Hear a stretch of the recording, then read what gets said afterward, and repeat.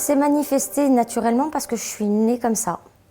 J'ai toujours pensé que la petite voix qu'on avait dans la tête, on l'avait tous. Voilà, j'ai entendu des sons, j'ai entendu des voix, j'ai entendu...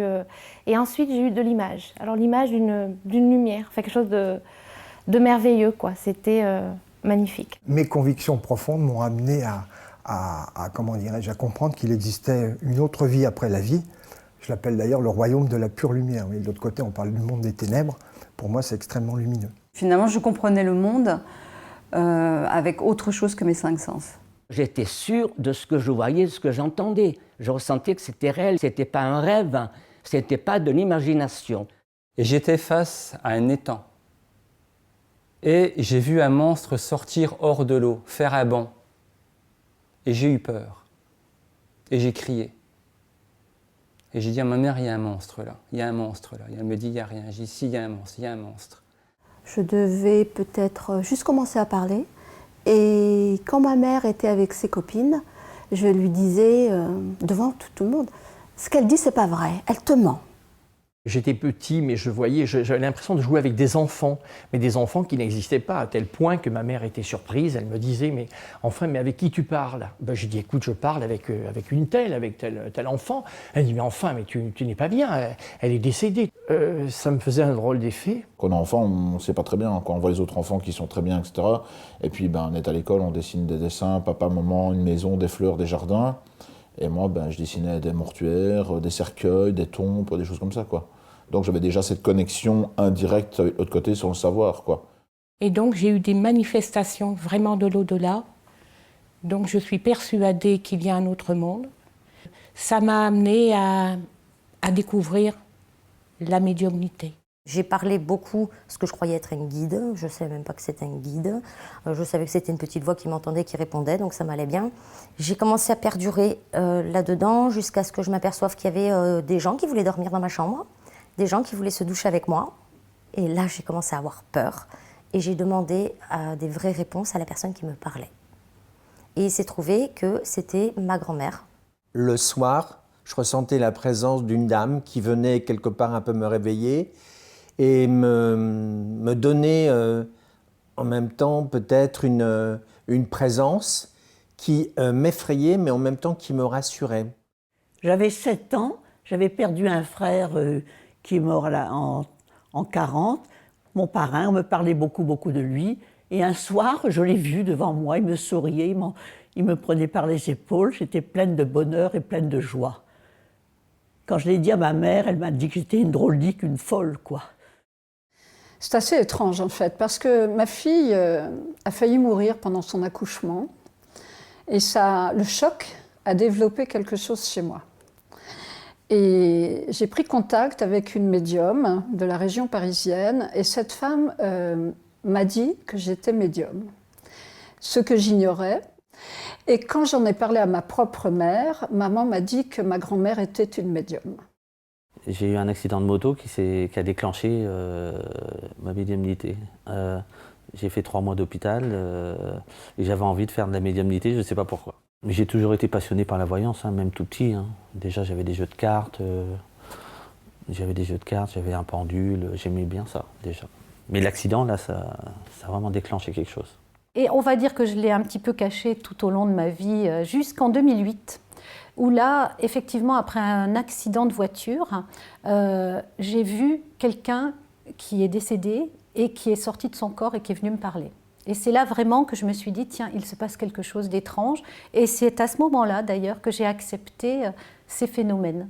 J'ai perdu mon père il y a 13 ans, qui s'est suicidé. Et ça a été quelque chose de très révélateur chez moi, parce que j'ai compris que je pouvais enfin peut-être voir mon père et rentrer en contact avec lui. Mais j'ai tout bloqué.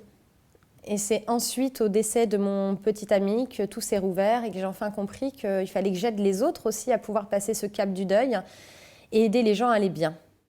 Je sentais même tout petit, j'étais extrêmement intrigué que toute cette nature, tous ces minéraux, végétaux, animaux, humains et d'autres, il existait d'autres formes d'énergie. Il y avait fatalement ou obligatoirement une ouverture, une porte. Je faisais quelque chose de particulier, complètement atypique.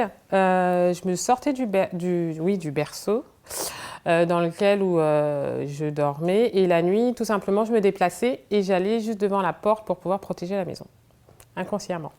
Ah ben la perception des autres, c'est très clair, c'est très simple.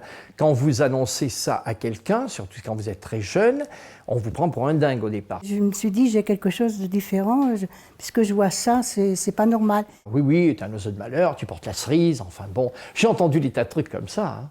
Je me suis posé la question, comme beaucoup d'adolescents de cet âge-là ou d'enfants, en disant est-ce qu'on n'est pas cinglé, est-ce que c'est pas dans notre tête qu'on entend des voix, qu'on ressent des choses, et j'ai voulu essayer de comprendre, mais je pouvais pas tellement parler de ça. Je viens d'une famille qui n'est pas du tout pratiquante en fait, que ce soit spirituel, religieux, et quand j'en ai parlé la première fois à ma mère, parce qu'une femme est apparue au bord de mon lit et m'a touché le visage, et enfant je pensais que c'était ma mère en fait, et elle m'a dit n'en parle plus, tes frères et sœurs vont avoir peur, il faut pas en parler. Oui, c'était compliqué parce que je me suis dit comment je vais pouvoir en parler, qu'est-ce qu'ils vont penser de moi, ils vont me dire peut-être que je suis un ovni ou autre. Donc j'ai été à tâtons petit à petit. C'est vrai que ça a été un peu complexe au collège, donc du coup je pense que j'ai dû fermer et c'est s'est réouvert un petit peu plus tard. Ma famille a fait comme si ça n'existait pas.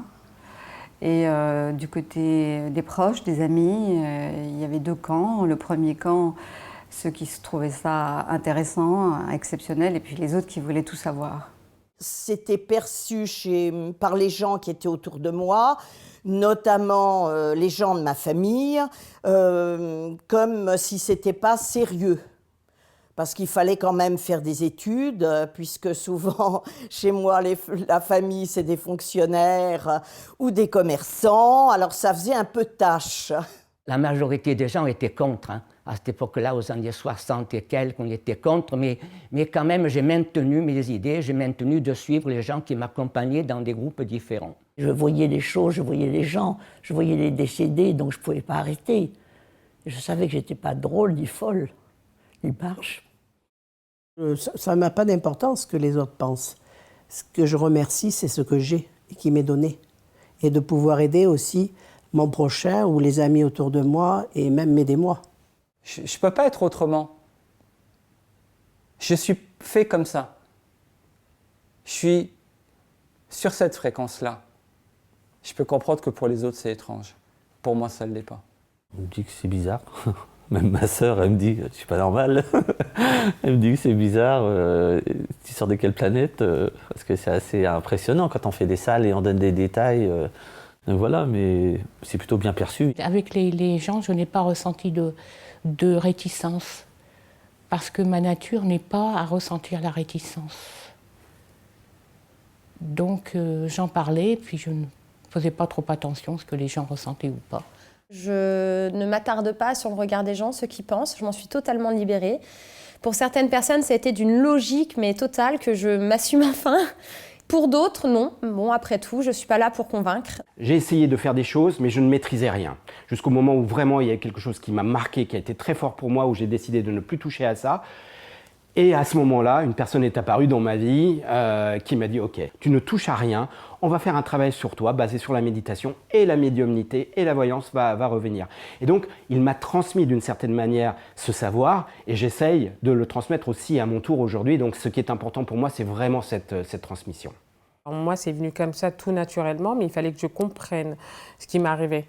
Donc, je me suis inspirée de livres comme L'Alchimiste, les expériences d'autres personnes de médiums, comme comment elle s'appelle, Madame Dubois, que tout le monde connaît aux États-Unis, même ici. Puis après, il y avait d'autres auteurs. Mais effectivement, ça m'a confirmé beaucoup de choses et ce qui m'a permis de continuer justement sur ma lancée. Je n'ai pas appris la médiumnité à travers les livres. Alan Kardec, c'est super puissant, mais j'ai jamais rien compris. Enfin, à l'époque, depuis je ne l'ai pas rouvert, et je n'ouvre pas de livres. C'est-à-dire que quand j'ai besoin d'avoir des connaissances différentes sur l'ésotérique, je demande au guide. Je suis d'obédience chrétienne, mais j'ai été aussi un libre penseur, c'est-à-dire rattaché à différents enseignements, mais relié au divin, au cosmos, à l'énergie universelle. Pour moi, la médiumnité, c'est pas quelque chose que l'on demande. C'est quelque chose qui vous tombe dessus un petit peu. Bien malgré soi, souvent. Hein. Moi, j'ai rien demandé. Et par contre, ça me remplit de joie, honnêtement, et de bonheur de pouvoir alléger la douleur de quelqu'un qui a perdu un proche. Ça m'a apporté le côté grave de la vie. Ça m'a aussi, je dirais, enraciné. Quelque part, ça m'a permis de faire le lien entre ici et ailleurs. Alors, je ne veux pas dire que j'étais tout le temps ailleurs, mais je peux dire que j'étais dans une forme de bulle. J'étais peut-être pas assez incarnée. C'est pas que je crois en l'au-delà, je sais l'au-delà. C'est pas prétentieux de le dire. C'est le vécu qui me permet de le dire. Oui, c'est une chance. Après, c'est difficile à vivre, mais c'est une chance. Parce que vous êtes dans le monde de l'émotionnel pur et dur. C'est-à-dire au premier degré. Moi, je ne peux pas rester de marbre à certaines choses. Jamais on m'a mis de bâton dans les roues, jamais on m'a traité de folle, enfin entre guillemets. Donc tout ça, ça a été accepté. J'avais une maman qui avait des dons, mais qui ne les utilisait pas. Donc voilà, et après, petit à petit, ça me permettait d'avoir des prises de conscience beaucoup plus importantes. Parce que cet univers m'ouvre à d'autres choses, si vous voulez. Moi, je me suis intéressée au Reiki, aux soins sur le coup, parce que, aidée par mes guides, je peux diriger mes mains. Maintenant, je m'intéresse aussi à l'hypnose, parce que je me dis que mes capacités peuvent me permettre d'aller voir des choses. Donc, on va dire que j'ouvre. Plus j'avance, plus j'évolue, et plus à mon grand plaisir, mes guides m'aident à ouvrir et me font ouvrir. J'ai une vision du monde qui est plus grande, plus importante, qui ne s'arrête pas simplement donc à la limite de mes 5 sens, de mes yeux. Je sais qu'il y a autre chose derrière, c'est évident. Je peux communiquer, ça me donne une surface de communication qui est 10 fois plus grande que celle d'Internet, par exemple. Je reste ouvert à plusieurs choses, à différents enseignements sur le bouddhisme, l'hindouisme. Donc c'est apprendre à être dans une sagesse, et plus on se met dans cette atmosphère d'amour avec le divin, plus on reçoit. Ce qui est important, c'est de rendre service, parce que lorsqu'on est devant un public, ils attendent beaucoup de choses, les gens. Ils attendent qu'on leur dise, ils sont souvent dans la peine, souvent malheureux. On essaie de les aider au maximum. J'aime beaucoup donner ma voyance avec gaieté et joie, et avec humour. Parce que quand les gens... Parce qu'ils n'aiment pas qu'on pleure là-haut. Moi, quand j'étais plus jeune, j'ai perdu mes parents. J'aurais bien voulu avoir un médium qui puisse m'aider aussi. J'ai perdu mes parents tôt, donc il n'y avait pas de médium à ce moment-là. Et peut-être que c'est une petite revanche. Je le vis très bien, je fais du bien aux autres, j'aide les gens dans le deuil, dans la souffrance. Donc je pense que c'est important de faire du bien autour de soi, quoi. Donc maintenant, je le vis très bien. Moi, je me sens, si vous voulez, en mission de pouvoir délivrer ces messages, voilà, de faire un lien. Je me dis, ben voilà, peut-être que j'ai choisi cette incarnation aujourd'hui pour faire ce lien-là. Je le fais, tout simplement. Tant que je sentirai que ce lien, il est juste, je continuerai. On ne peut pas se glorifier de ça. Ce n'est pas du tout quelque chose qui doit être dans l'ego. Pour moi, c'est tout le contraire. Vous aidez quelqu'un, vous avez fait votre job quelque part, quoi. Et donc, en japonais, on dit mushotoku. Mushotoku, ça veut dire sans but, sans esprit de profit. Vous comprenez? Ça, c'est très important.